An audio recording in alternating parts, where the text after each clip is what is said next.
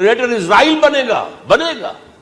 حدیث میں خبریں یہ سارے مسلمان ممالک تمہارے ہاتھ سے نکل جائیں گے مسلمانوں. یہ عراق اور اردن اور یہ اور وہ، یہاں تک کہ ترکی، سعودی عرب کا بھی شمالی حصہ نکل جائے گا. البتہ مدینے کا جو ان کا پروگرام ہے اس کو اللہ نہیں پورا ہونے دے گا. مدینے میں داخلے کی ان کو اجازت نہیں ملے گی. بہرحال یہ سارا کچھ ہونے والا ہے.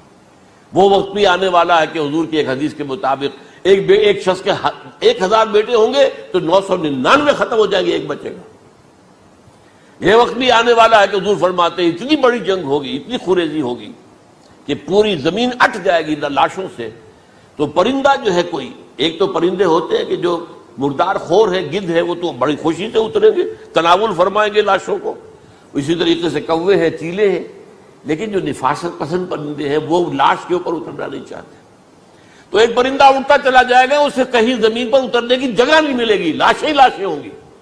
یہاں تک کہ وہ تھک ہار کر اس کی جو ہے پر جواب دے جائیں گے، گرے گا تو لاش پر گرے گا. یہ وقت آنے والا، اور یہ یہودیوں کے ہاتھوں، یا یہودیوں کے جو سپورٹرز ہیں اس وقت، جو ان کے ہاتھ میں آلہ کار ان کے ہاتھوں آنا ہے. میرے نزدیک اس کام کے لیے اس ملعون قوم کو، کہ جو حضرت عیسیٰ کے زمانے سے ملعون ہو چکی ہے، اس کو باقی رکھا گیا ہے. اسے یہ موقع دیا گیا ہے. اس نے اسرائیل بنا لیا ہے. تقریباً 2000 سال کے بعد وہ دوبارہ آ کر آباد ہوئے اس سرزمین میں جہاں سے نکال دیے گئے تھے 70 عیسوی کے اندر. یہ سارا کچھ کیوں ہو رہا ہے؟ ان کا یہ استثناء کیوں کیا گیا؟ یہ بڑی تلخ بات ہے، یہ یاد کر لیجیے. کیونکہ یا تو قوم اسی وقت ہلاک کر دی جاتی، جیسا کہ ہوا قوم نوح، قوم ہود، قوم عاد، قوم ثمود، قوم شعیب. یہ ہوا کہ نہیں ہوا؟ اور سدوم اور عمورہ کی بستیاں جہاں حضرت لوط بھیجے گئے، اور آل فرعون جو ہلاک کیے گئے. یا تو پوری قوم ہلاک کی جاتی، نہیں. یہ یوں سمجھیے کہ اس پورے معاملے کو درمیان میں سے ایک وقفہ دے دیا گیا، حضرت عیسیٰ کو اٹھا لیا گیا، اور حضرت عیسیٰ دوبارہ آئیں گے. یہ کیوں کیا گیا؟ اب اس میں بڑی تلخ بات آپ سے کہہ رہا ہوں، یہ آپ کے لیے قبول کرنا آسان نہیں، حلق سے نیچے اٹھنے کی مشکل سے.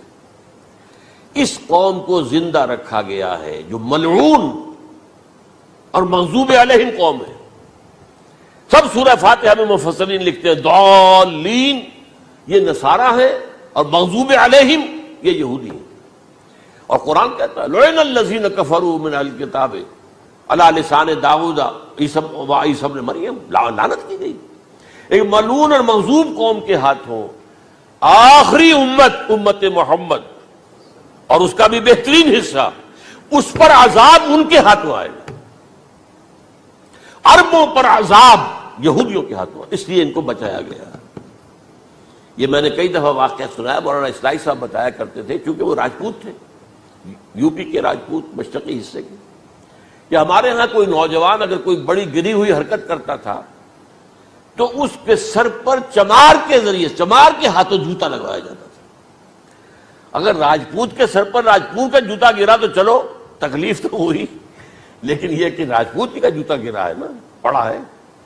لیکن راجپوت کے سر پر چمار کا جوتا، جس کو آپ انگریزی میں کہتے ہیں to add insult to injury, وہ تکلیف بھی ہے جوتا کھانے کی، اور انسلٹ ہے کہ ایک چمار مار رہا.